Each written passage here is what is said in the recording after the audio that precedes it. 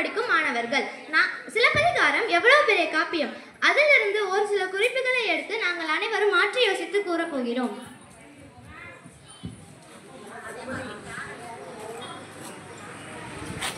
அறம், பொருள், இன்பம், வீடு பெறு போன்றவற்றை வலியுறுத்துவை காப்பியங்கள் ஆகும். சிலப்பதிகாரம், மணிமேகலை, சீவக சிந்தாமணி, வளையாபதி, குண்டலகேசி என்று 5 ஐம்பெருங்காப்பியங்கள் ஆகும். இதனை இயற்றியவர் இளங்கோவடிகள் ஆவார். சோழ நாடு, பாண்டிய நாடு, சேர நாடு 3 நாடுகளை இணைத்து கூறுவதே சிலப்பதிகாரம் ஆகும். பழங்காலத்தில் ஓரூரில் ஒரு அரசன் என்று கதை கூறும் முறை இருந்தது. ஆனால் அம்முறையை மாற்றி ஓரூரில் கோவலன், கண்ணகி வாழ்ந்தனர் என்று சாதாரண மனிதர்களை கதை மாந்தர்களாக அறிமுகப்படுத்தியவர் இளங்கோவடிகள் ஆவார். நம் நாட்டில் அச்சுக்கலை வந்த பிறகுதான் உரைநடை வடிவம் வந்தது. ஆனால் அதற்கு முன்பே சிலப்பதிகாரங்களில் இடையிடையே உரைநடைகளை அறிமுகப்படுத்தியவர் இளங்கோவடிகள் எனலாம். பொதுவாக காப்பியங்களில் ஏதேனும் ஒரு தெய்வத்தை வாழ்த்தாக பாடுவர். ஆனால் இளங்கோவடிகளோ ஞாயிறு, திங்கள், மழை ஆகிய இயற்கையையே வாழ்த்தாக பாடியுள்ளார். சிலப்பதிகாரம் கண்ணகிக்கு நீதி கிடைக்க வேண்டி படைக்கப்பட்ட ஒரு காப்பியம் என்று கூறுகிறார். ஆனால் அப்படி அன்று ஒரு ஆண் நிரபராதி என்று நிரூபிக்கவே இயற்றப்பட்ட காப்பியம் சிலப்பதிகாரம் ஆகும். யாருடைய கற்பு சிறந்தது என்று சிலப்பதிகாரம் கூறுகிறது தெரியுமா?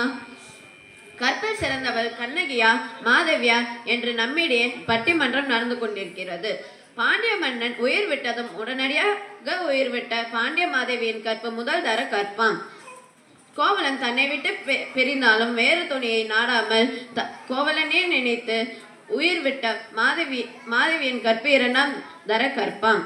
கோவலன் கொலை செய்யப்பட்டதும் மதுரையை தீக்கி இரையாக்கி உண்ணாமல் அருந்தாமல் உறங்காமல் அல்லல்பட்டு வானுலகம் சென்ற கண்ணகியின் கற்பு 3ஆம் தர கற்பாம். சிலப்பதிகாரம் ஒரு சமண சமய இலக்கியமாகும். நாம் எந்த உயிரையும் துன்புறுத்தவோ கொல்லவோ கூடாது, எதற்கும் ஆசைப்படக்கூடாது, புலால் உண்ணக்கூடாது போன்ற கொள்கைகளை கொண்டது சிலப்பதிகாரம் சமண சமய இலக்கியமாகும். பெண்களை பார்க்காதே, பெண் மீது ஆசைப்படாதே, எதிர் மீதும் ஆசைப்படாதே, இல்லற வாழ்வை தேடாதே, துறவு வாழ்வை மேற்கொள்ளுக என வலியுறுத்துவது சமண மற்றும் புத்த சமயங்கள் ஆகும். ஆனால் நம் இந்து மதமோ இல்லற வாழ்வை வாழ்ந்த பின்னரே துறவு வாழ்வை மேற்கொள்ளுக என வலியுறுத்தும். ஆகையால் நம் மக்கள் புத்த மற்றும் சமண சமயங்களை அப்படியே கப்பலில் ஏற்றி நாடு கடத்திவிட்டனர். அத்தகைய புத்த மற்றும் சமண சமயங்களை பின்பற்றிய நாடுகளான ஜப்பான் மற்றும் சீனா போன்ற நாடுகள் இன்று வளர்ந்த நாடுகளாக உள்ளன. என்னதான் சிலப்பதிகாரம் சமண சமய காப்பியமாக இருந்தாலும் குறவை கூத்து என்று முருகனையும் வழிபாடு தெய்வமாக சிலப்பதிகாரத்தை போற்றுகின்றனர். நம் பெண்கள் பொறுமையானவர்கள்தான்.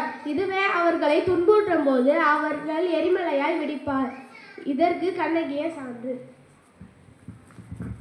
கோவலன் கொலை செய்யப்பட்டது ஆடி மாதத்து வெள்ளிக்கிழமை ஆகும். இதற்கு முன்னர் நம் மக்கள் இந்திரன், முருகன் போன்ற கடவுள்களையே வழிபாடு தெய்வமாக கொண்டிருந்தனர். கண்ணகிக்கு ஏற்பட்ட இத்தகைய அவல சூழ்நிலைக்கு பின்னே நம்மிடம் மாரியம்மன் வழிபாடு ஏற்பட்டது. கண்ணகியின் காற்சிலம்பு பொன்னால் ஆனது மற்றும் மாணிக்க பறல்களால் ஆனது. அதனால்தான் நம் தமிழர்கள் காலிற்கு பொன்னாலான அணிகலன்களை அணிவதில்லை. இது மட்டுமில்லாமல் வெள்ளிக்கிழமையானால் வீட்டை தூய்மைப்படுத்துவதும் வழக்கமாக கொண்டிருக்கிறார்கள். அம்மனை குளிர்விக்க கூழ் ஊற்றி திருவிழாவாக நடத்துவதும் வழக்கமாக இருக்கிறது. பொதுவாக ஒரு இலக்கியம் என்று எடுத்துக்கொண்டால் தலைவன், தலைவி மற்றும் வில்லன் ஒரு கதாபாத்திரம் வரும். சிலப்பதிகார கதாபாத்திரம் பண்ணி பார்த்தால் யார் அந்த வில்லன்? கட்டிய கண்ணகியை தனித்து விட்டு சென்றானே கோவலன், அவன் வில்லனா? இல்லை, அவனும் இல்லை. கோவலனை கல்வென்று நடித்து தவறாக மனதனை அடித்தானே பாண்டிய மன்னன், அவன் வில்லனா? இல்லை, அவனும் இல்லை. சிலம்பை களவாடினாலே பொற்கொல்லன், அவன் வில்லனா? இல்லை, அவனும் இல்லை. பின்னர் யார் அந்த வில்லன்? ஒரே நிற பொன்னால் செய்யப்பட்டு முத்துக்கள் ஒரு சிலம்பிடம் மாணிக்கம் வைத்திருந்த சிலம்புதான் இக்கதையின் வில்லனாக விளங்குகிறது. கண்ணகி தன் கால் நகையால் கழுத்து நகையை இழந்த கதையே சிலப்பதிகாரம் என்று அப்துல் ரகுமான் கூறுவார். நம் இலக்கிய பெண்களாகிய கண்ணகியும் சீதாவும் வாயில் பண்ணி தாண்டாதவர்கள். அவ்விருவரும் பற்ற துன்பங்கள் எண்ணில் அடங்காதது. அதனால்தான் என்னவோ என்று தெரியலை, நம் பெற்றோர்கள் பெண் குழந்தைகளுக்கு பெரும்பாலும் கண்ணகி, சீதா என்ற பெயர்களை சூட்டுவது இல்லை.